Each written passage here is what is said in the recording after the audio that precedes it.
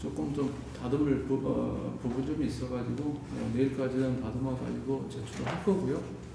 오늘은 3번하고 4번 중심으로 해서 말씀을 드리겠습니다. 제가 맡은 부분이 이제 법집 별행록 저료병 잎사귀라는 책이고요.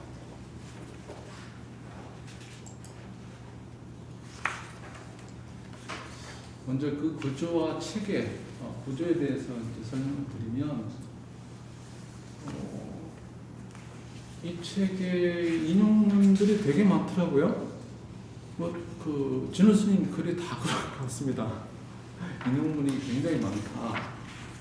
그래서 제가 보면은 이 법집 별행록 저료병 잎사귀, 간단하게 줄여서 이제 앞으로 저료라고 말씀드리겠습니다만은, 이 저료를 이해하는 데 있어서 가장 중요한 것은 제가 보기에 이 인용문을 어떻게 파악하는가, 어디서 어디까지가 규봉 스님이 말씀하신 거고, 또 어디서 어디까지가 규봉 스님이 그 자기가 쓰신 글을 다시 또 부연 설명하는 부분, 그리고 또 그 부연 설명하는 부분에서도 또 작은 글씨로 해가지고 그 한 줄하고 그러나요? 그런 식으로 한 부분, 그리고 다른 문건에서 인용했는데 또 거기에 대해서 또 설명을 하는 부분, 또 거기에다가 또 진훈 스님이 또 사기를 붙여가지고 또 설명하거나, 또는 굳이 특별히 사기를 붙이지 않더라도 추가로 설명하는 부분, 이런 것들을 잘 파악해야지 그 전체적인 흐름에 있어서, 내용에 있어서 왜곡 없이 제대로 좀 파악이 될 것 같다라는 생각이 많이 들었습니다. 그래가지고 여기도 써 있는 대로 뭐 정원소, 선원집 많이 이제 인용이 됐고요. 그리고 인용하는 방식도 금방 제가 말씀드렸듯이 하나하나 인용만 한 것이 아니라 계속 물고 들어가고 했기 때문에 굉장히 입체적, 다층적으로 되어 있어요. 그래서 그 부분이 이해하는 게 좀 가려내는 것이 좀 복잡한 것 같고, 그래서 이런 제가 느낀 이런 것들 어려움이 교훈스님도 똑같이 이제 표현을 해놨더라고요. 그래서 저료가 이해하기가 참 복잡한 책이다 하는 생각을 했고, 그리고 제가 번역서를 찾아봤는데 많이 없더라고요. 그래서 찾아본 것이 이제 그 김달진 선생님 쓰신 보조국사 전서라는 부분에 이제 저료가 있더라고요. 그리고 그것을 보고 또 이제 조계종 승가대원에서 한 적이 법집 별행록 저료, 이 부분은 이제 저료하고 그다음에 주석서 2개, 연담 유일 스님 쓰신 주석도하고 이제 회암 정혜 스님께서 쓰신 주석서를 3개를 같이 쭉 이제 번역해서 설명해 놓은 책인데, 둘 다 저한테는 되게 이제 고어가 많아가지고 제가 보기에는 되게 좀 고통스러웠어요. 보기 어려웠습니다. 해석서임에도 불구하고 굉장히 보기 어렵더라고요. 제가 해석해내기가 버거웠어요. 그래서 안 되겠다, 또 시간이 좀 걸리더라도 내가 한번 해석을 해보자 하는 마음을 먹고 제가 해석을 좀 해봤습니다. 물론 제 혼자 한 게 아니고 인터넷 책보살 힘도 좀 빌리고 해서 해석을 해놓고 쭉 뭔 말인지 한번 구조적으로 제가 정리해본 것이 이 표입니다. 그래서 크게 보니까 크게 서론하고 본론하고 결론 이렇게 나누어 볼 수 있겠던데요. 서론에서는 이제 저술의 목적과 구성에 대해서 이야기를 해 놓으셨습니다. 그리고 또 한 가지는 이제 관행의 필요성에 대해서 언급을 해 놓으셨고요. 그다음에 본론에서는 이제 크게 3가지로 말씀을 드릴 수가 있겠는데, 첫 번째는 이제 별행록 저료 부분. 그다음에 두 번째는 이제 별행록에서 이제 도와 점수를 이야기를 했기 때문에 두 번째는 다른 문건에서 다른 사람들은 번호하고 점수를 어떻게 해석했는지 그걸 이제 보신 거예요. 그걸 설명해 주신 거예요. 그래서 2부에서는 이렇게 청량진관의 정원소를 처음으로 먼저 인용을 하면서 거기에서 먼저 선정과 지혜에 대해서 인용을 하셨고요. 그리고 두 번째는 똑같이 이제 정원소에서 나오는 그 번호하고 점수에 대한 그 부분을 두 번째로 인용하셨고, 그 다음에 세 번째는 이제 종밀의 그 선언집에를 이용을 하셨는데, 규봉 종밀은 번호와 점수를 어떻게 받는지 그 부분을 인용을 했고, 네 번째는 이제 만선동기집에 나오는 이제 영명연수 스님은 번호하고 점수를 어떻게 이해를 했는지 거기에 대해서 인용문을 인용을 해놓고 진울 스님이 그에 대한 또 상의로 해서 이제 설명을 덧붙인 그 부분입니다. 그 다음에는 이제 수중을 이제 권고하는 부분이다. 제가 그렇게 이제 제목을 붙였는데요. 크게 세 부분으로 볼 수 있습니다. 4장에서는 이제 그 우리 마음, 공적 영지심에 대해서 이제 설명하는 부분하고 그 수행을 권고하는 권수 부분 그렇게 있고요. 5장에서는 이제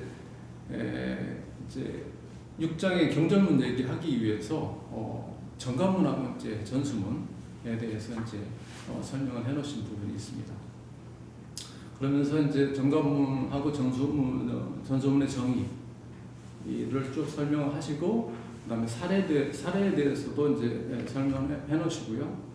그리고 이제 한 생각 전환의 중요성에 대해서 생각에 대해서 많이 설명을 많이 해놓으셨어요. 그리고 마지막에는 이제 용문 불안선사 개를 이제 해서 이제 이 부분 마무리를 하셨고요. 마지막에는 경절문을 이제 소개를 해놓으셨습니다. 그래서 달마는 이제 묵전이고 쭉 내려오다가 하택 신회가 이제 그걸 현존으로 바꿨다라고 하는 얘기가 나오고요. 그리고 이 출신의 활로로서 이제 경절문이 필요하다라는 말씀을 하시고, 그 다음에 주사들의 경절 활구에 대해서 쭉 또 설명을 해놓으시고, 마지막에는 대보각선사의 어록을 인용을 하시면서 끝내고요. 그 다음에 결론화에서는 결론도 되게 간단하게 이제 결론을 맺어 놓으셨는데, 여실지혜의 경절문을 통해서 활로를 찾으라라고 해놓으셨는데, 선만 할 게 아니라 그 실제로 가르침도 같이 병행해야 된다, 그런 뜻으로 저는 해석을 했습니다. 그리고 상푸사명의 가르침을 함부로 이제 천착해서 논란을 일으키지 말라라는 그런 말씀도 해놓으셨고요. 그리고 마지막에는 이제 진정한 대장부의 길을 가라, 이렇게 이제 되어 있습니다. 이게 전체 조리오의 전체적인 구성이라고 저는 이제 파악을 했습니다. 그래서 이 설명한 부분은 제가 설명을 다 드렸기 때문에 따로 설명할 필요가 없을 것 같고요. 이제 번역과 주석 부분을 들어가고자 합니다.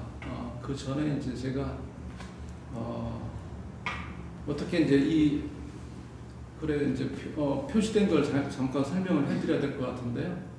모구자왈이라고 해서 해놓은 부분은 그냥 보통 강조하지 않고 보통 글씨체로 이렇게 썼고요. 그다음에 노괄 이렇게 되어 있는 부분은 이제 번역한 원문에 대해서는 굵은 글씨로 이제 표시를 했습니다. 정원소나 뭐 다른 인용문도 마찬가지로 이제 굵게 표시를 했고요. 역시 이제 벼락록에 나오는 종밀의 설명, 평활로 돼 있는 부분, 이 부분도 굵은 글씨체로 이제 표시를 했습니다.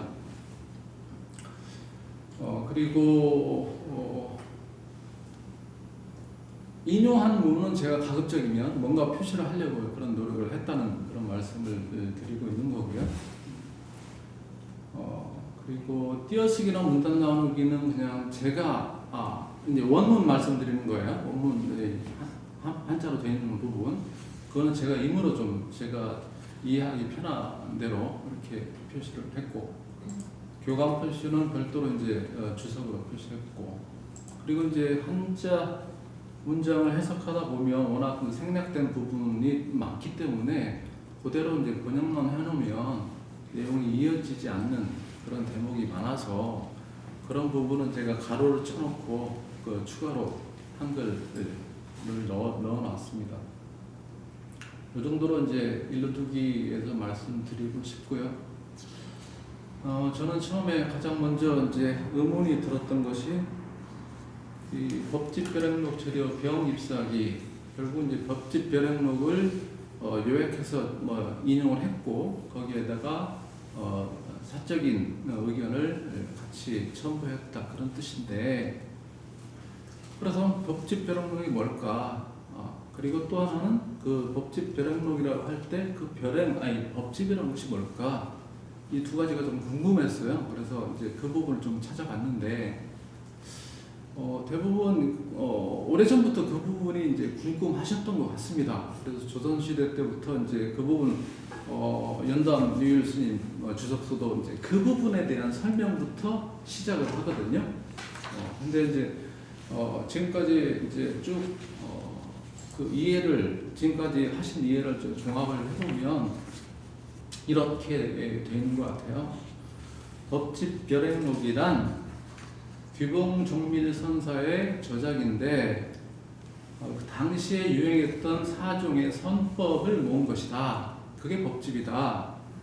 그 중에 하택종의 종지가 가장 뛰어나기 때문에 이를 별도로 행하기 위해서, 별도로 수행하게 하기 위해서 이 책을 펴냈다. 그런데 현재 그 판본은 전해지지 않기 때문에 확인할 수 없다.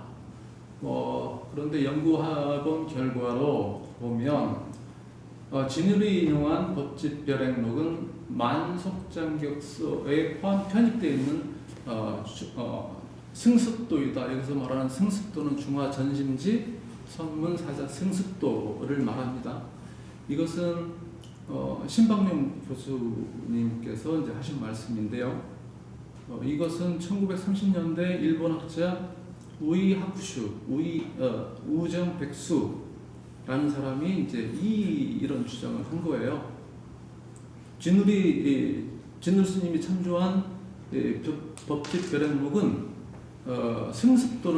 승습도다. 그래가지고 이제 그 김박룡 교수가 승습도하고 진울 스님이 인용했던 법집별행록 저료하고 1대1로 딱 갖다가 내용을 비교를 한 모양이에요. 그래서 비교를 해서 봤더니 내용이 똑같더라. 똑같은데 승습도에 있는 내용이 100이라면 법집별행록 저료에서 저료된 부분은 내용이 70 정도밖에 없더라. 그래서 분명히 이것은 승습도를 보고 진울 스님이 그 중에 일부를 떼어내고 여기에 저료 인용을 했다. 그래서 저료라는 이름이 그래서 붙여졌다라고 설명을 하더라고요. 근데 저는 이제 개인적으로 상식적으로 그렇게 이해가 안 가더라고요. 왜냐면 과연 진울 스님이 불교 전래 순서를 보면 중국에서 한국으로 일본으로 전해졌다고 저는 그렇게 배웠는데, 어떻게 일본에서 있는 승습도가 다시 한국으로 와서 고려로 와서 그걸 진울 스님이 보고 그걸 거기에서 인용을 하셨을까? 좀 말이 안 된다. 또 하나는 그 승습도나 뒤에 말씀드리겠습니다만은 일본 또 하나가 있어요. 똑같이 승습도하고 똑같은 배유 수비문이라고 하는 책이 있는데, 그 부분은 배유 수비문은 또 승습도보다 더 양이 더 많아요. 승습도에 없는 부분이 이제 배유 수비문에도 있어요. 근데 그 배유 수비문의 맨 뒷장에 보면 뒤에 이제 기록을 보면 1241년 그때에 필사했다 이런 내용이 있어요. 그렇다면 1241년이면 이제 이미 진울 스님은 이제 입증하셨잖아요. 그리고 한 41년 뒤에 일본에서 이제 필사된 책인데, 그렇다면 배열 수비문이나 승습도나 비슷하게 그때 필사됐을 텐데 어떻게 그걸 지금 스님이 본인이 보고 이게 인용을 했을 거냐, 그런 생각이 저는 들더라고요. 그래서 그리고 또 이제 로버트 버스웰이라고 하는 사람, 저는 처음 봤는데 꽤 유명하신 교수였던 모양이죠. 한국에서 와가지고 한국 사람하고 결혼한 것 같고, 양반이 이제 그 절요를 영어로 번역한 것이 뭐냐면, 똑같이 이제 수행, 여기서 별행을 수행으로 이제 이해를 하고 똑같이 번역했어요. 스페셜 프랙티스 레코드라고 이제 별행록을 그렇게 번역을 했습니다. 근데 이것이 이제 그동안에 가졌던 우리나라에서 이제 법집 별행록 또는 법집에 대해서 이렇게 이해를 했었던 것 같은데, 1988년에 이제 중국의 교수 연문화 교수가 이제 논문을 발표했더라고요. 그 논문에는 상당히 제가 보면 상당히 이제 설득력 있는 그런 내용이 있어가지고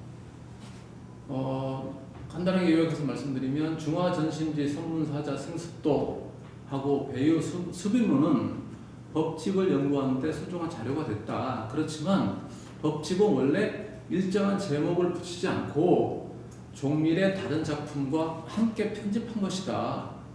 종밀이 죽은 뒤에 그의 제자들이 도속 수단 문집이라는 제목을 붙였는데 이 책은 송나라 때 다 없어졌다. 근데 단지 그 중에 일부분의 내용이 지금 조당집이나 전등록이나 원전문류에 지금 남아있을 뿐이다. 그리고 이 법집이라는 그 해석을 법의 모음이라고 해석하는 것은 문제가 없는데 괜찮은데, 별행을 별도의 수행이라고 해석하는 것은 이거 문제가 있다. 별행을 별도의 수행이라고 해석하는 것은 문제가 있다. 이것은 이제 중국어를 좀 아는 사람이면 충분히 납득할 수 있는 내용이거든요. 별행 이제 비에싱이라고 해가지고 별도로 간다. 그래서 원래 그 큰 묶음이 책이 있는데 거기서 별도에 떨어져 가지고 유통된 거다. 그런 뜻이 별행록이란 그런 뜻을 가지고 있는 거다. 그래서 별행록이란 별도로 유포된 기록이란 뜻밖에 없다. 여기에는 수행이라는 의미를 여기다 포함시키면 안 된다. 이렇게 이제 주장을 했습니다. 저는 이게 상당히 설득력이 있다고 생각을 합니다. 그렇다면 왜 우리나라에서 연단밀 스님을 비롯해서 지금까지 별행이라는 것을 별도의 수행이라고 이렇게 이해를 했을까? 그게 이제 좀 궁금해졌는데, 제가 보기에는 이 절요에 이제 나오는 맨 앞쪽에서 진울 스님이 이제 또 설명하는 부분이 있거든요. 이것이 이제 이 부분인데, 별행록에 실린 신수 등 여러 종을 맨 앞에 실은 것은 득실을 판명하여 얕은 데서 깊은 데로 다다르게 하기 위함이다. 사실 이 부분 그 하택종은 원래 승습도나 다른 법집에서 순서는 처음이 아니거든요. 세 번째 있는 것은 이제 앞으로 끌어왔다는 그런 설명이고, 그 중에서도 지금 하택종을 가장 처음에 초록하는 것은 관행인으로 하여금 먼저 하택의 종지를 통해서 자기 마음을 깨달아, 자기 마음은 이제 공적 영지심을 얘기하는 겁니다. 자기 마음을 깨달아서 미혹에 맡기든 깨달음에 맡기든 어쨌든지 공적 영지는 어둡지 않고 근본 성품은 바뀜이 없다는 것을 알게 하고, 그런 다음에 다른 종들을 두루 살펴서 모든 종에는 모든 가르침 속에는 깊은 방편이 있다라는 그들의 지취를 알게 하려 합니다라고 이제 진울 스님이 이 말씀을 이제 서두에 내놓으셨단 말이에요. 제가 보기에는 여기서 이제 그 해석을 그렇게 하신 것 같아요. 여기서 별행이라는 뜻을 이렇게 말씀하셨으니까 별도의 수행이라고 이렇게 해석을 하지 않았을까 하는 저만의 추측입니다. 좀 길어졌고요. 그렇다면 이제 법집하고 법집 별행록을 이제 정의를 해야 될 거고, 정의라고 이제 제가 써놨습니다만 해석입니다. 해석. 그래서 두 가지로 크게 이제 협의의 법집하고 광의의 법집 두 가지로 이제 볼 수가 있겠는데요. 협의에서 법집은 이 이제 문헌에서 나오지만 배휴하고 종밀 간의 서가문입니다. 그러니까 배휴가 물었어요. 그 선사님, 제가 이제 막 과거 급제해가지고 이제 관직에 들어서 이제 일을 봐야 되는데, 당시에 이제 불교에서는 뭐 선종에서는 막 무슨 정도 있고 해가지고 제가 도저히 모르겠습니다. 좀 정리해서 좀 알려주세요. 라고 편지를 보냈어요. 근데 그 편지에 답장을 하는 것이 이제 이거거든요. 그래서 배유의 질문에 대답을 하기 위해서 정밀 스님이 이제 선종 4대 종파에 대해서 그러니까 연구를 하고 종지를 정리하고 그리고 근원에 대해서 이 뿌리가 어떻게 왔는지 그리고 근본하고 종지에 대해서 쭉 정리를 해서 답변을 배유한테 해준 것이 이거예요. 이 법집이에요. 그리고 그 배유하고 종밀 사이에 이 서가문하고 그리고 다른 사람들, 지난번에 우리 그 사산인 얘기 있었잖아요. 사산인하고 대화, 그것도 편지글이거든요. 그것도 같이 끼우고, 그 다음에 뒤에 나오는 소부라는 소부 상사라고 하는 상사하고 또 문답도 그 편지글도 끼우고, 또 이제 원조 상사하고 이제 그 편지글도 끼우고 해서 서간문을 모은 것이 법집, 크게 큰 광의의 법집입니다. 네. 그래서 그 중에서 그 광의의 법집 중에서 일부가 떨어져서 나와서 별도로 유통된 게 법집 별행록.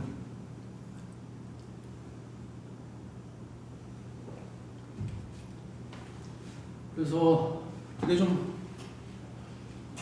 답답해서 그 맞는지 제가 생각하는 게 맞는지가 좀 답답해서 어차피 이제 법집 별행록 절효에 대해서는 제가 먼저 해석을 해놓은 것이 있었고, 그렇다면 이제 중화전심지 성문 사자 승습도라는 것이 뭔지 정말 똑같은 건지 봐야 될 필요가 있을 것 같아가지고 이것도 좀 해석을 같이 했어요.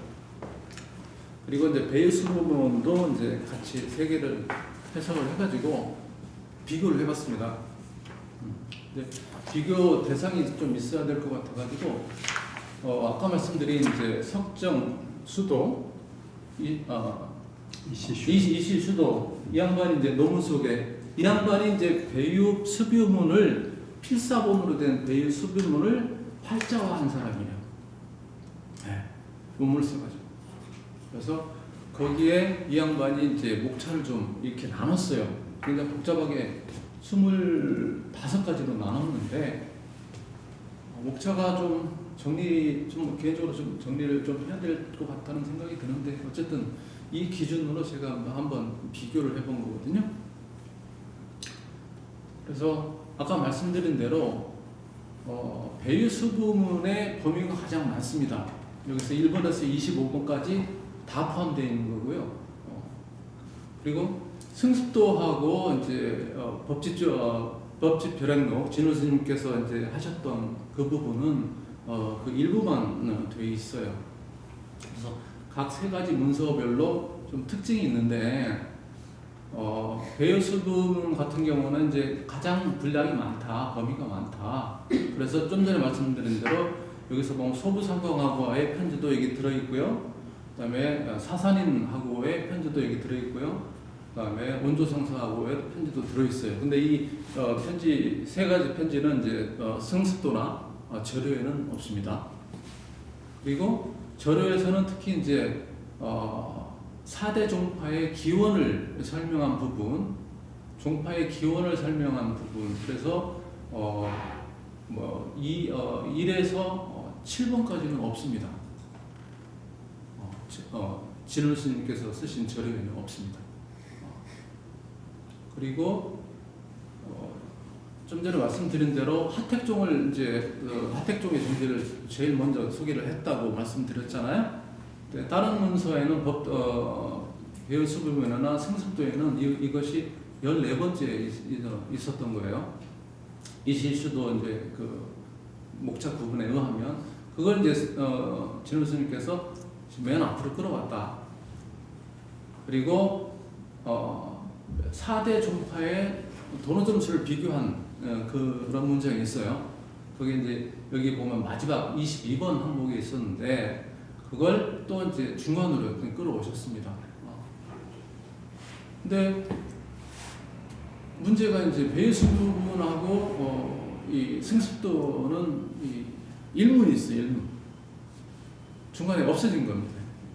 뜯어져가지고. 그래서 배수 부분은 여기 처음에 종파의 근원을 설명하는데 우드종하고 북종하고 남종 이 부분이 없어졌습니다. 그리고 승습도에는 저 뒤에 도노하고 점수를 이제 설명을 해야 되는데 도노까지만 설명이 있고 점수 부분 넘어가는데 설명이 없어요. 그래서 일문으로 되어 있는 거예요. 그래서 이 절요 지금 점수 부분 일문이 있다는 것은 절요의 그 교감에도 나옵니다. 밑에 표시가 되어 있어. 이 부분 내용이 사라졌다고. 그래서 이렇게 비교를 해봤습니다. 왜 이제 이 비교는 우이학구주 김방용 또 비교를 종합한 건가요? 아니요, 제가 했습니다. 개인으로 했어요? 예. 그럼 이걸 논문으로 쓰면 좋겠네. 학예 논문. 그래서 제가 기말 레포트, 이게 기말 레포트 핵심이거든요. 기말 레포트는 제가 이걸로 준비를 했습니다. 그래서 기말 레포트 좀 더 발전시켜야지 학예 논문 될 것 같아요. 그렇게 하면 되겠네요. 예, 좀 더 발전을 좀 시켜야 될 것 같습니다. 그래서 왜 제가 장시간 동안 이 법집하고 법집 벼락록에 대해서 설명을 드리자면 이걸 이해를 먼저 하셔야지 이 전체를 쉽게 좀 이해를 하실 수 있겠다 싶어서 먼저 설명을 드렸습니다. 예, 아주 정밀하게 잘 분석했네요. 지금 시간이 그러면 지금 더 설명을 본문 들어가게 할 게 있나요? 아니요, 이제 본문 들어가죠. 예, 그러면 저녁을 맛있게 먹고 밥값을 하려고 그다음 우리 공부를 좀 하죠. 원래 순서대로 하면 이렇게 하고 넘어가려고 했는데 갑자기 순서가 바뀌는 바람에 이 부분을 조금 상세하게 말씀을 드리는 것이 이해하는데 훨씬 더 좀 좋을 것 같아가지고 어차피 늘 다른 분들이 물론 하시겠지만 개략적인 내용에 대해서 좀 설명을 드리겠습니다. 서론에서는 아까 말씀드린 대로 두 가지 얘기를 했는데요. 벼락록의 요점을 추려서 관행의 모범, 귀감으로 삼겠다.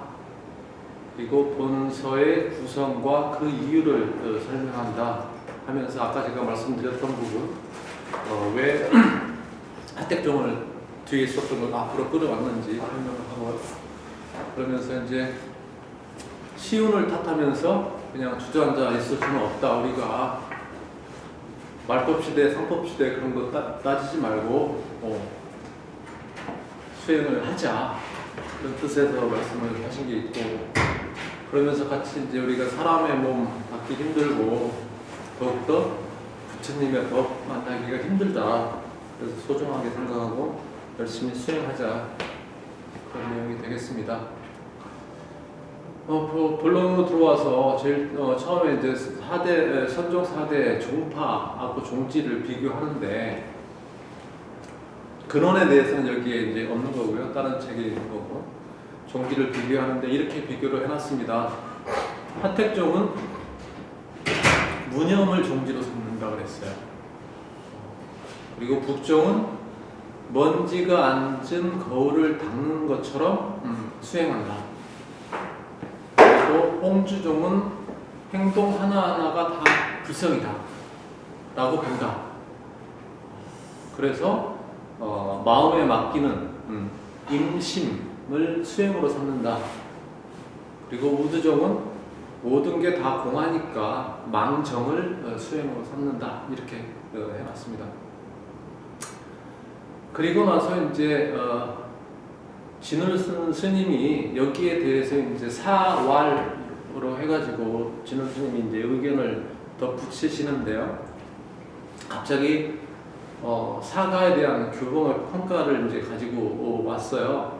근데 사실은 원래 편집글에서는 이게 제일 뒤에 도노하고 점수 설명이 다 끝난 다음에 나오는 사가, 그러니까 내 집, 하택, 북종, 홍주, 우두에 대한 평가거든요. 규봉이 이제 정의해 놓은 거. 그걸 미리 앞으로 또 끌어오신 거예요. 그러면서 홍주종은 도노문에서는 가까웠지만 적중하지 못했다. 점수문에서는 완전히 어긋났다. 이렇게 이제 규봉이 평가를 했고, 우두종에 대해서는 도노문에서는 반만 깨달은 사람들이고 점수문에서는 허물이었다. 이렇게 평가를 했어요. 규봉이. 그리고 북종에 대해서는 점수만 있고 도노가 없기 때문에 수행 또한 참되지 못하다. 이렇게 평가를 했고, 그리고 하택종에 대해서는 먼저 도노한 다음에 그 다음에 그 깨달음에 의지해서 수행을 한다. 그래서 오로지 하택종이 도노 점수를 하는 하택종이 가장 우월하다 라고 직접적으로 이렇게 비교 평가를 해놨습니다. 근데 이제 이렇게만 두면 분명히 제가 그렇게 의심을 하고 오해를 했듯이 진울 스님이 이제 이 글만 보고 평가를 읽고 잘못 오해할까 봐서 장문의 글을 뒤에 쓰셔가지고 설명을 하세요. 그 뜻이 이 글을 보는 후학들은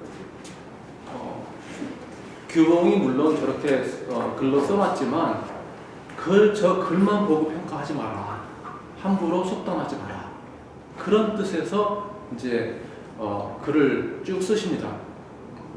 그래서 규봉이 왜 이런 얘기를 했는지 우리는 그 이면에 숨어 있는 그 뜻을 파악을 하고 제대로 이제 봐야지. 규봉이 저렇게 하택 일변도로 평가를 해놨다고 해서 그대로 믿으면 안 된다. 그래서 그런 얘기를 쭉 여기서 이제 설명을 하십니다. 그래서 규봉이 그렇게 얘기한 것은 진울 스님이 보시기에 단지 삼종을 분류하고 평론한 규봉의 의도는 수행자가 마음의 본성을 잘못 알고 공적 영지를 깨닫지 못할까 봐서 그렇게 말해놓은 거다. 이렇게 해석하십니다.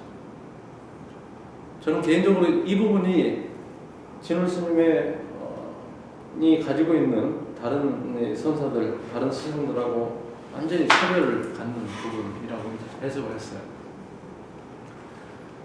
그 다음에 이제 그 제2장에서는 선종의 심성관과 수중관이라고 제가 이렇게 제목을 붙인 건데, 결국은 이제 앞에서 얘기한 사종, 각 종파가 마음을 어떻게 보느냐, 마음에 대해서 어떻게 이해를 하고 생각을 가지고 있느냐, 그에 대한 설명을 해놓으셨고, 그리고 수중관에서는 그리고 그 사종 종파가 수행에서는 어떤 태도로 수행을 하느냐 그걸 이제 정리해 놓은 거예요.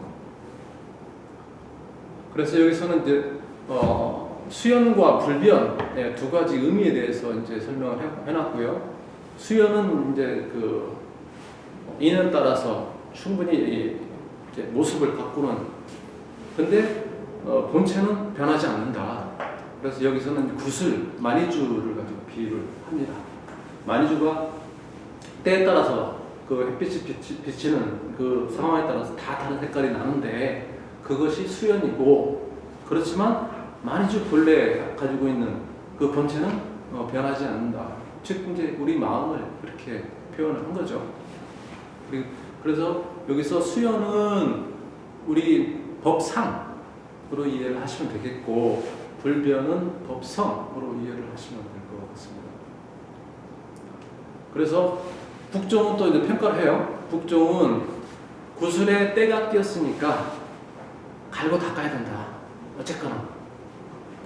그리고 홍추종은 이제 뒤에 보면 전수문이라고 표현을 하는데 다 받아들이는 거예요. 그래서 구슬의 모든 색깔이 다 마니주의 본성이다 이렇게 보는 거고, 우두종은 다 공허다. 그리고 하택종은 구슬에서 드러나는 색의 본질을 바라보니까 걸림이 없다.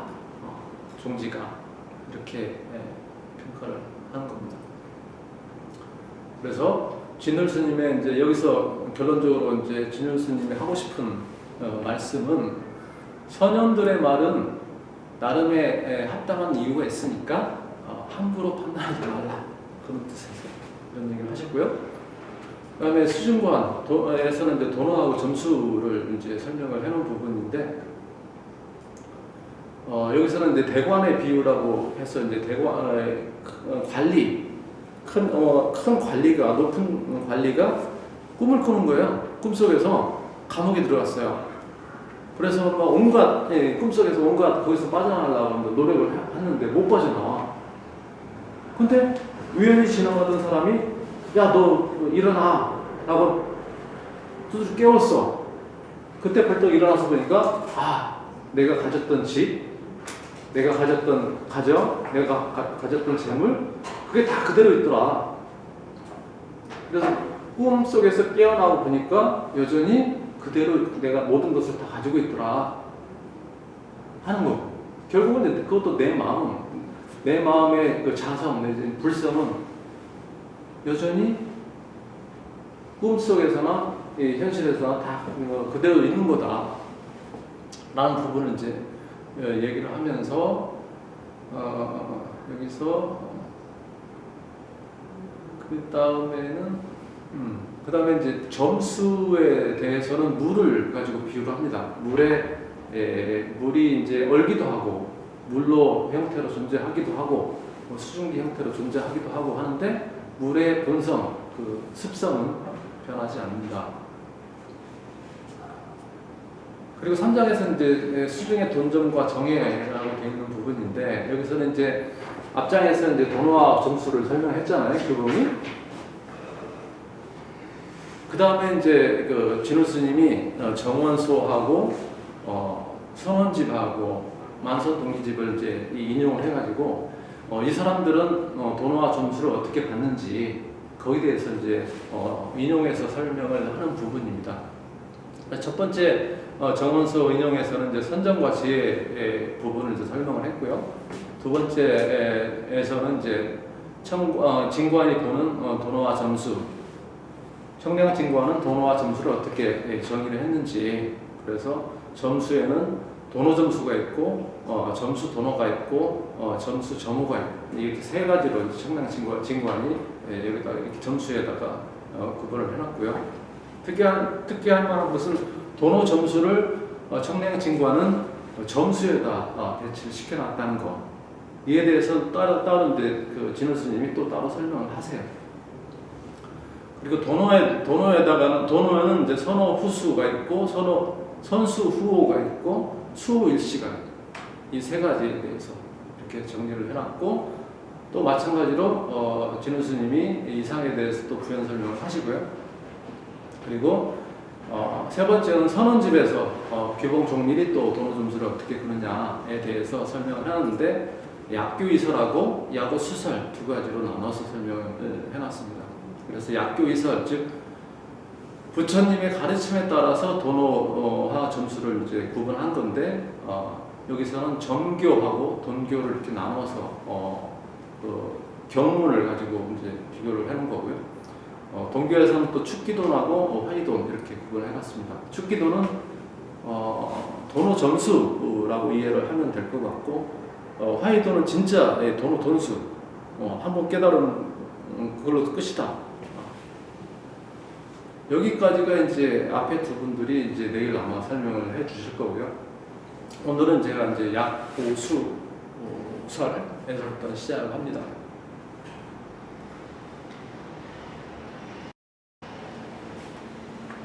여기서 이제 번역을 그냥 평소체로 했습니다.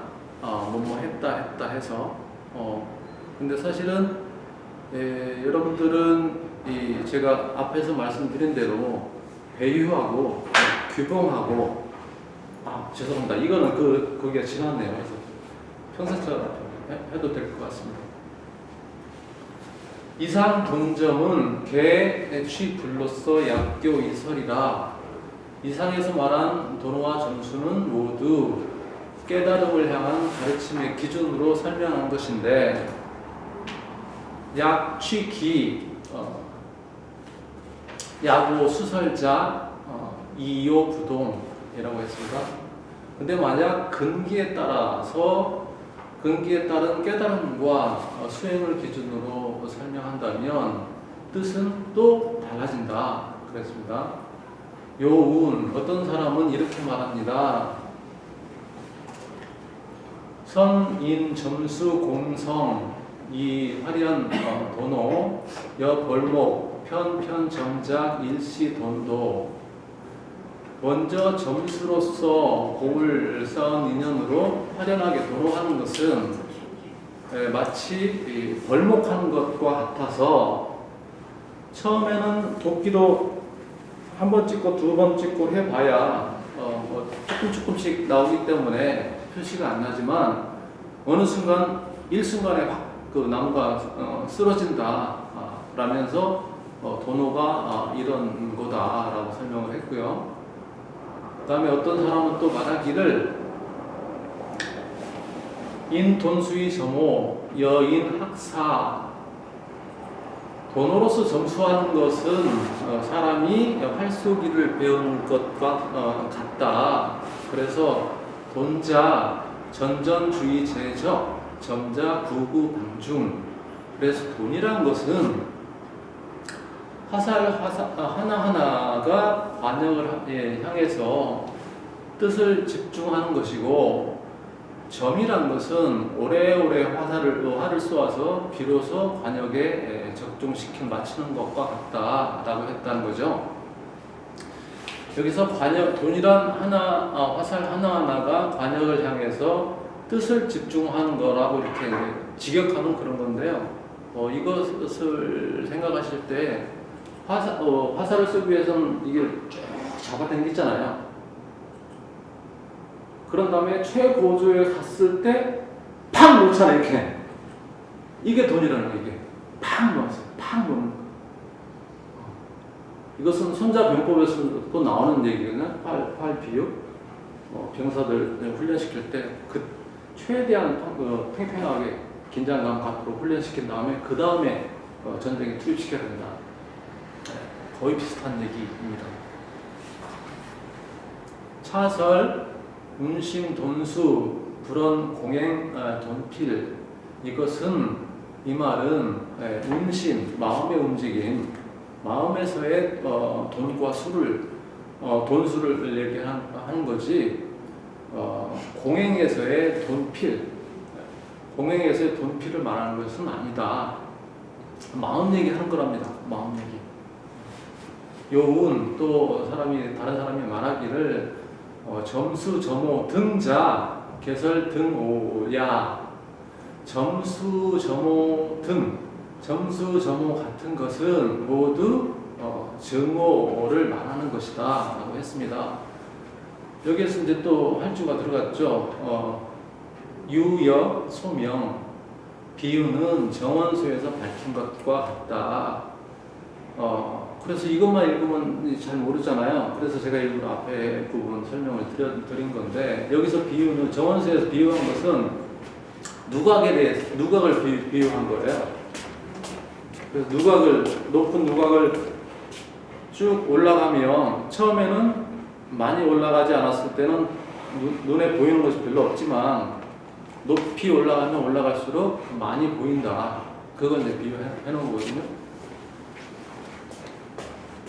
그걸로서 이제 점수 점호를 이제 비유를 해놨습니다. 요운 선수 점호 방가 점수자 차약 해언냐. 어떤 이는 말하는데 먼저 도노해야 비로소 점수할 수 있다라고 했는데, 이것은 해오 측면에서 말한 것이다. 약 단정설, 여일, 돈출, 상로, 점소. 만약에 번뇌를 단절하는 단장의 측면에서 말한다면 마치 해는 문득 떠오르지만 설이나 이슬은 천천히 점점 녹는 것과 같다. 약 성덕설, 여해자, 돈생, 직이, 정립 이렇게 되어 있습니다. 만약에 또 덕을 쌓는 측면에서, 성덕의 측면에서 말한다면 마치 어린아이가 문득 태어나지만 그 직이, 그 직위는 점점 시간을 가져야 수립되는 것과 같다. 그 다음에 고화음설, 초발심시, 즉 성정가, 연후에 사면십성, 차제, 수증. 화엄경에서도 초발심의 정각을 이룬 다음에 사면과 십성을 차례대로 닦아 증득한다고 했다. 여기서 사면과 십성은 각주에 달았습니다. 십주, 십행, 십회양 이걸 가르친다고 하고요. 십성은 십지를 말하는 것 같습니다. 약 미오이수 비진수야. 만약에 깨닫지도 못하고 수행에 들어간다면 그것은 진정한 참된 수행이 아니다. 이렇게 되겠습니다. 그 다음에 이제 파란색으로 귀봉 스님이 자기 글에 대해서도 이제 부연 설명을 해놓은 부분입니다. 금시 요운, 요즘 사람들이 또 말하기를 원교 십시는 원교에서 십신에 가기 위해서는 수경 반드시 거쳐야 됩니다. 10,000겁의 수를 만겁의 수행을 해야지 십신에 갈 수 있다. 그리고 입발심주 그렇게 해야지 발심주에 들어갈 수 있다. 십신에서 발심주로 가기 위해서는 만겁의 시간이 거쳐야 된다라고 이제 포함해서 얘기했다고 합니다. 그러나 심화엄경 소설 화엄론에서 사람 말을 자세히 살펴보면 삼승 중 수 십신심 경 십천거 삼승의 가르침 속에서는 십신의 마음을 닦는데 만겁이 걸리지만 차교중 이 원교 안에서는, 이 화엄 원교 안에서는 위 근본지 불법계, 근본지의 불법계를 이위 교체의 고 가르침의 본체로 삼기 때문에 단이 제감, 단지 이제 재능이 감당할 수만 있다면 견실 즉득,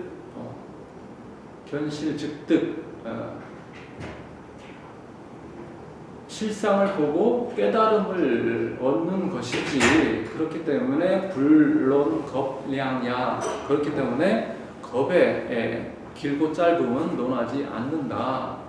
금시 교학자 불견 차론고 문상근 범부 오입처시 주 초발심 즉 부장대소 이렇게 되어 있습니다. 그래서 요즘 교학자들은 이 화엄론을 보지 않기 때문에 만약 상근기의 본부가 깨달아 들어가는 그 장소가 바로 초발심주다라는 말을 들으면 박장대소한다 그런 얘기입니다. 혹시 질문이 있거나 제 해석이 뭐 이상하다 하면 말씀을 해주십시오. 또 죄송합니다. 중국 바람이 나간다고 그래서 우녹중은 또 벼락록에서는 오후 입 십신 초비 깨달은 다음에 십신의 초위에 들어간다. 이 차집인 주 초발심, 그런데 이 선언집에서는 초발심주를 인용하니까 사유 외연 위연 마치 서로 어긋나는 것처럼 보인다. 그러나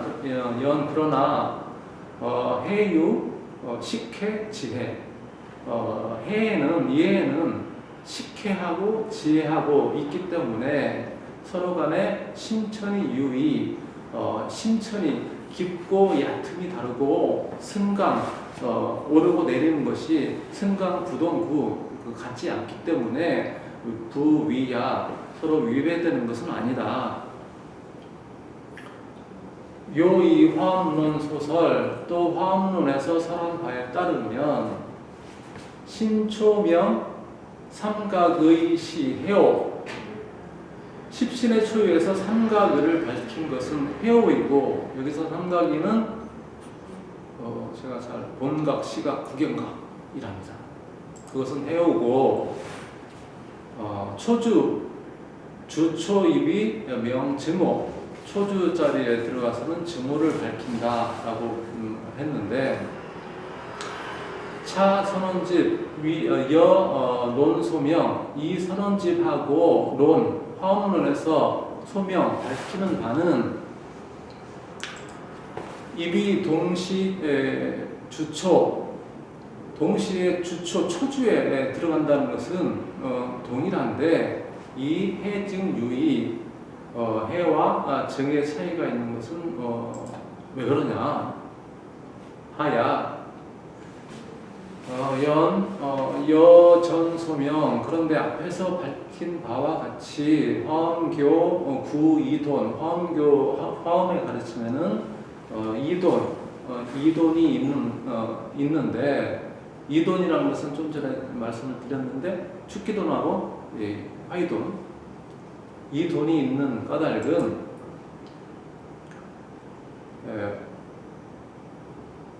오통 해증 깨달음은 해와 증으로 통하고 수통 점돈 수행은 점과 돈으로 통한다. 따라서 이설 취기요의 두 가지 설은 근기에 따라서 차이가 있을 뿐 이 주위 일야 머무는 자리는 하나다. 금차 약 원돈 신해자 지금은 우선 원돈 신해에 대해서만 그런 차원에서만 말했을 뿐 언지 말했을 뿐이다. 만약에 교회 발전자라면 선종 수행자라면 부재 차한 직역하면 이 한계에 있지 않다라고 했는데 이 한계, 이 범주에 갇히지 않는다. 그런 말이 되겠습니다. 요운, 도로 점수자, 차설 상상지, 근섭 낙욕 구승 또 말하기를 도로 점수 이것은 최고 중에 최고의 시 상상지를 가진 이들을 말한다. 그들의 근성과 낙욕은 모두 수상하기 때문에 일문천호 하나를 들으면 천을 알고 득대충지 대다란이를 하나를 들으면 천을 깨닫기 때문에 대충지 대다란이를 얻고 일념 불생 한 생각도 일어나지 않고 전후가 제 단이다. 전제와 후제가 모두가 끊어진 사람들이다. 그래서 차인 삼업, 유독 자명료, 여인 소불급이다. 이러한 사람, 이렇게 뛰어난 사람들의 삼업, 신구의 삼업은 유독히 스스로 명료하기 때문에 다른 사람들은 감히 미치지 못한다. 그런 뜻이 되겠습니다. 그리고 활주로 이제 파란 글씨로 근승고우, 그다음에 욕승고수. 그래서 이런 사람들은 근기가 뛰어나기 때문에 깨닫고 또 욕심이 수승하기 때문에 또 수행을 한다. 기운, 차인 삼업, 위인, 불지, 기이, 인정, 탕량, 우열야. 이미 말한 대로 이런 세 사람의 삼업은 다른 사람이 알지 못한다고 했거늘 어찌 인간의 그런 생각으로서 그 우애를 측량할 수 있겠는가? 참은 이 가르침에는 두 가지 뜻이 있다. 약 인호이수 즉시 해오. 깨달음에 의해서 수행을 한다면 해오고, 약 인수이오 즉시 증오다. 만약에 수행에 의해서 깨닫는다면 증오다. 연 상계약 금생 이론. 그러나 이러한 것들은 모두 금생에 해당하는 이야기다. 약 원추 숙세 유점무돈이다. 만약에 숙세 과거로 멀리 과거로 이제 거슬러 올라가서 보면 오직 점만 있을 뿐 돈은 없다. 금견돈자, 지금 돈을 보이는 사람들은 이시다생 정운이 발현야. 이미 과거에 많은 다생 동안에 많은 생에 걸쳐서 점운이 점수의 훈습이 지금 발현되는 것이다. 이상이 이제 그 선원집의 인용문입니다. 이제 여기에 대해서 진울 스님이 부연 설명을 하시는데요. 첫 번째 말씀하신 것은 도노돈수에 대해서 청량진관하고 규봉종밀의 견해는 같으면서도 다르다 하는 얘기를 하십니다. 차상 선원집 소명 이상에서 선원집에서 밝힌 도노돈수는 여전 소위 앞에서 말한 정원소의 뜻과 유동유의 같은 것도 있고 다른 점도 있다. 이자 다른 점이란 차집이 사지현전, 이 선원집에서는 사지, 그러니까 현상적인 지혜가 현전 나타나서 원득 백천삼매, 백천삼매를 원만하게 얻는 것을 돈수라고 했고, 그리고 소중에서는 소중 이지현전 득 일행삼매 위돈수구야. 그 정원소에서는 이지 본질적인 지혜가 나타나서 현전에서 나타나서 일행삼매를 얻는 것을 돈수라고 정의했다. 그래서 이것이 다른 점이고, 그 다음에 동작 같은 점이라고 하는 것은 소중 돈문 상의 외 요명, 일령, 부족, 식도만행, 시야 이렇게 되어 있습니다. 소중에서 정원소에서도 돈문의 세 가지 뜻, 그게 이제 앞에서 보면 선호수하고 선수후하고 수호일식 요 세 가지를 아마 내일 설명하실 겁니다. 돈문의 세 가지 뜻 외에도 한 생각에 10도만행을 모두 구족된다고 이제 다시 밝힌 것이 바로 그것이다. 그러나 일념부족시 성구문. 일념부족이라는 것은 성구문이다. 이미 모든 것이 다 이제 천태에서 얘기하는 성구문. 뭐 저기 지옥에서부터 부처까지 성품이 다 이제 구비되어 있다고 하는 그게 성구문이잖아요. 일념부족은 성구문이기 때문에 진정 해오자 역행지. 진정으로 해오한 사람은 물론 그걸 이제 충분히 행하겠지만 실천하겠지만 이 공행 미원 그렇지만 공행은 아직 완만하지 않다. 여운 이를테면 이지법성 무간탐구 수순 수행 반바람일 등 시야. 예를 들면 법성을 알았기 때문에 간탐이 없어졌으니 이에 수순하여 반바람일을 수행하는 것 등이 바로 그것이다.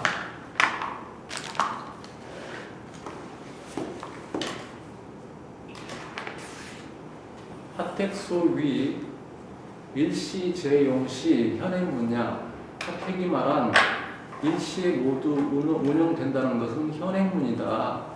여기서 이제 주어가 생략됐는데요. 조금 더 전에 말씀드린 그 십도만행이 모두의 일시에 모두 운용된다는 것은 현행문이라는 겁니다. 기운 수독 여밀 여사.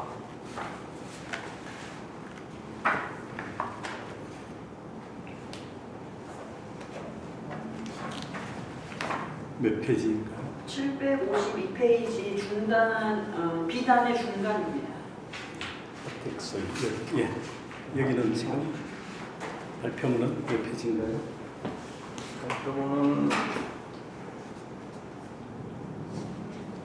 13페이지입니다. 13페이지. 네. 예, 계속하세요. 네.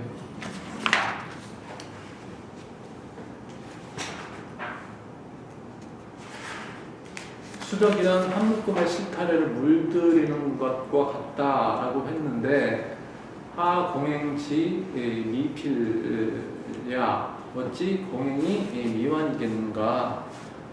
고 이사소설. 그렇기 때문에 두 스승께서 하신 말씀은 돈수 판사 동이 소이이라. 그래서 돈수의 판사는 두 스승이 말한 돈호 점수에 대한 분별은 같으면서도 약간 다른 면이 있다.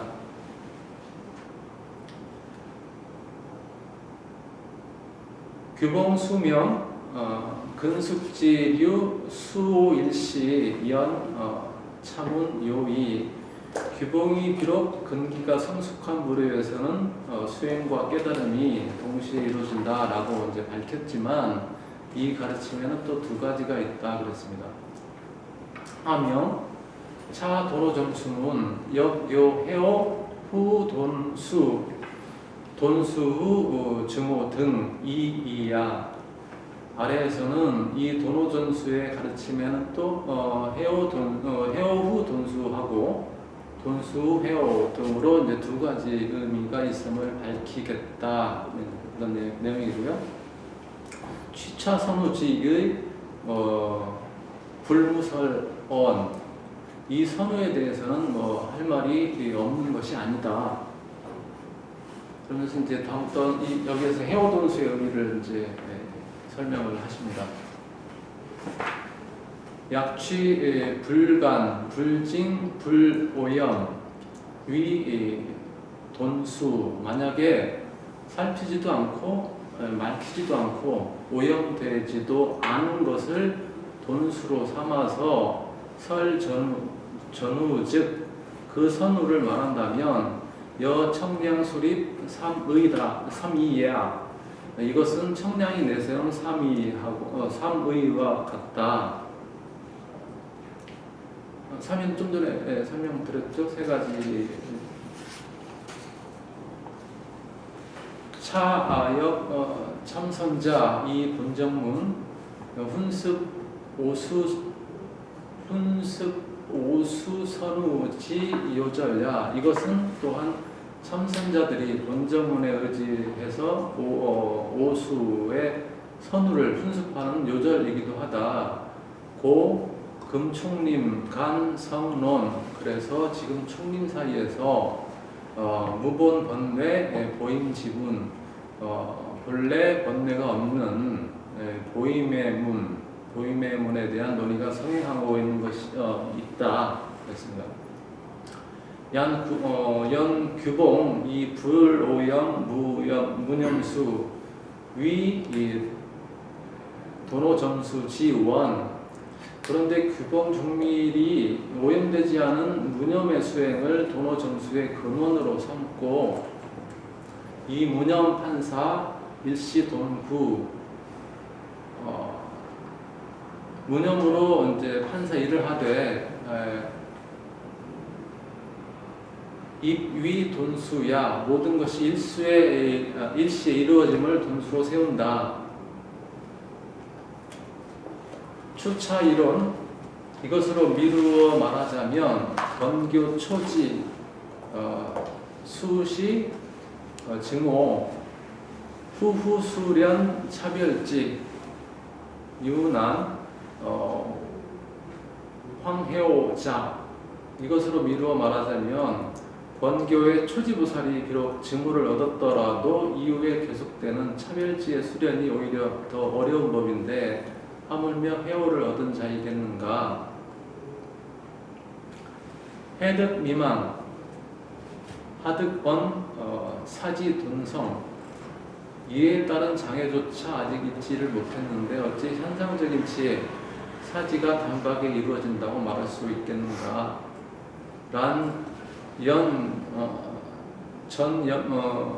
전 전문 중 역이 도타운심 입 돈수 지명 취해 돈호 후 기무 차이. 그러나 앞에 전문 가운데서도 마음의 움직임을 헤아려 돈수라는 이름을 내세웠으니 해오 또한 해오한 다음에도 어찌 이러한 의미가 없겠는가. 이 실언지 사실대로 말하자면 시전 상근본부 오후 점수문 돈의야. 이것은 앞에서 말한 상근기의 본부가 깨달음을 얻은 후에 점진적으로 수행하는 오후 점수문의 돈의 뜻이다. 그 다음에 이제 돈수 후 증오에 대해 설명을 하십니다. 돈수 후 증오자, 돈수 판사, 오후 이유난, 황오전 기유지야. 돈수 후 증오를 한다는데 돈수로서 이를 완수했더라도 깨달음 이유가 여전히 어렵거늘 하물며 깨닫기도 전에 어떻게 그런 일이 생기겠는가. 연취운심 돈립이 그러나 이것은 운심을 취해서 마음의 움직임을 가지고 돈을 내세웠기 때문이다. 추기외원즉 시전 근숙지류 오전 전운중 돈이다. 그 근원을 미루어 보면 이는 앞에서 말한 근기가 성숙한 부류가 깨닫기 전에 점진적 풍습 과정의 그런 돈의 뜻이다. 연차 도노 점수문 선후의자 이 청량 소립 불오염 언지즉 약 합부절 이 귀봉 소립 한사수원지 미용무설. 그러나 이 돈수문의 선우의 의미에 대해서 청량이 세운 불오염수로 말하면 부절이 합쳐지는 듯이 딱 들어맞지만 규봉이 세운 판사수로 말한다면 설명할 여지가 없는 것은 아니다.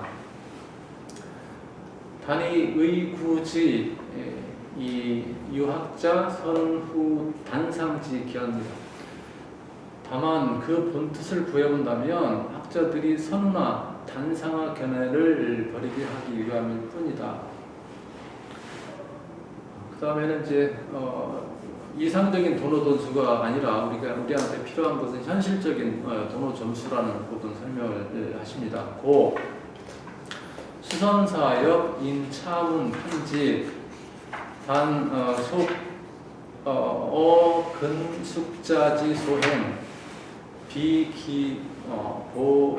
피범부 따라서 수선사 역시 이 가르침을 인용해서 판단하기를 이는 단지 근기가 성숙한 자가 행할 바에 속할 뿐 그렇게 일반 범부까지 널리 적용시킬 수는 없다라고 했다.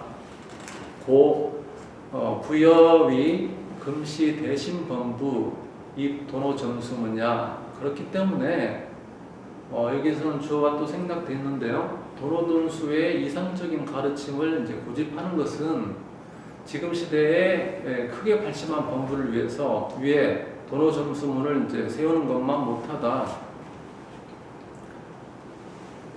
기 점수 도노, 돈수 점호, 점수 점호 등시 점기 소행, 비금소 판약, 기타 점수 도노나 도노 점수나 점수 점호 등은 점기의 수행자들이 행할 바로서 여기서는 논할 것들이 못 된다. 마루충판문 약추숙세 전무돈지설 불무의연 또한 마루충판문 앞에서 이제 인용한 글 끝 부분에서 만약에 숙세를 미뤄보면 오직 점만 있고 돈은 없다라고 이제 한 말에 대해서는 의문이 없을 수 없다. 할 말이 있다 이겁니다. 하자. 왜냐하면 약 이참은 여취의적 즉 과거 유유 점교 점훈구 고 금생 돈입지자 개시 권교 전수 공숙 회심지기 영무 종구박지 직진기야 이렇게 되어 있습니다. 왜냐하면 이 글에 따라서 그 말의 뜻을 그대로 해석한다면 과거에는 오직 점교와 점문만 있기 때문에 금색에 단박에 깨치는 사람들은 모두 권교를 점수하여 공덕을 성숙시켜서 마음을 돌이킨 근기들이고 구박지로부터 바로 직진기는 영원히 있을 수가 없기 때문이다.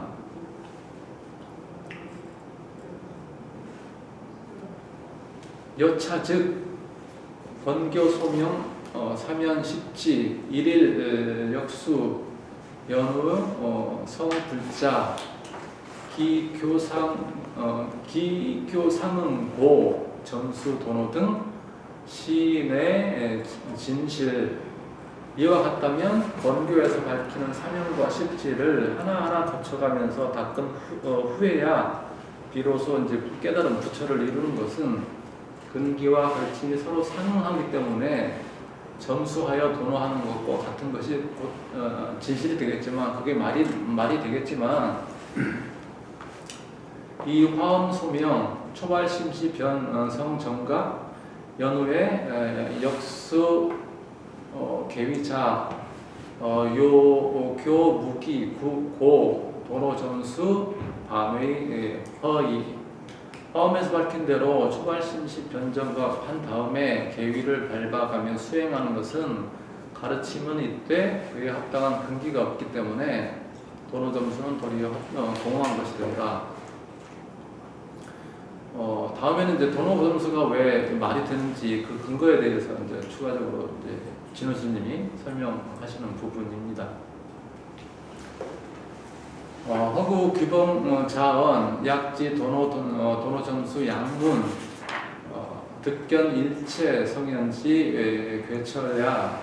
만약에 그렇다면 규범 종밀은 왜 스스로 말하기를 만약 도노와 점수 두 가르침을 안다면 모든 현성들의 궤처를 걸어간 길을 볼 수 있다라고 말했을까? 이것이 사실이 아니라면 규봉이 이런 얘기를 말했을 리가 없다라는 그런 뜻이 내포가 되어 있는 것 같습니다. 비단 여차 이뿐만이 아니고 효공법사 역요 효공법사 또한 있는데 미타 증선계 효공법사의 미타 증선계가 있는데 거기에서는 신명 왕고제불 선호후 수지문 이 금성행 위세 효공법사께서 가지신 미타 증성계에서는 과거의 모든 부처님들이 먼저 깨닫고 난 뒤에 수행했던 가르침을 자세히 밝혔다. 근데 그것이 지금 세상에서 성행하고 있다. 여운 내왕 과거 구원세 요일고사 호법장 초발무상보리심 출속입도 파재상 이른바 아주 오래된 과거세로 거슬러 올라가면 법장이라고 불리는 한 고상한 선비가 있었다네. 초발무상보리심으로 속세를 떠나 입도하여 모든 상을 깨뜨렸기 때문에 수지일심 무이상 이민군생 몰고해 기 68 대초서왕 구수정업 이제예 시야 비록 한마음에 두 모습이 없다는 것은 알지만 괴로움의 바다에 빠져있는 중생들을 가엾게 여겨 68가지의 크고 뛰어난 서원을 세워 청정한 업을 갖추어서 닦고 모든 더러움을 여의었다네. 이것이 이제 미타 증성계라는 것입니다. 이것이 바로 이제 그것이다. 시야. 요 금강반야경은 또 이제 금강반야경에 이르기를 여야 석위 가리왕 할제 신체 할절 신체 이시 무화상 무인상 무중생상 무수자상 내가 옛날 가리왕에게 몸을 베이고 잘렸는데 나는 그때 아상, 인상, 중생상, 수자상이 없었다. 아이고 왜냐 왕석 절절 지혜시 야규 아상, 인상, 중생상, 수자상, 인생, 진한 내가 만약 그때 과거에 마디마디 몸이 해체되고 잘릴 때 아상, 인상, 중생상, 수자상을 가지고 있었다면 마땅히 성내고 노여워했을 것이다 라고 했다. 심차경문 약무 선호심성 득법공지 인아상자 하능 무량 무수겁해 득여시 난행능행 난인능인냐 이 경문들을 자세히 살펴보라. 만약에 먼저 심성을 깨달아서 법공의 지혜를 얻고 인하상을 여인 사람이 아니라면 어떻게 무량무수의 겁의 바다에서 이와 같이 행하기 어려운 것을 능히 행하고 참기 어려운 것을 능히 참을 수가 있었겠는가.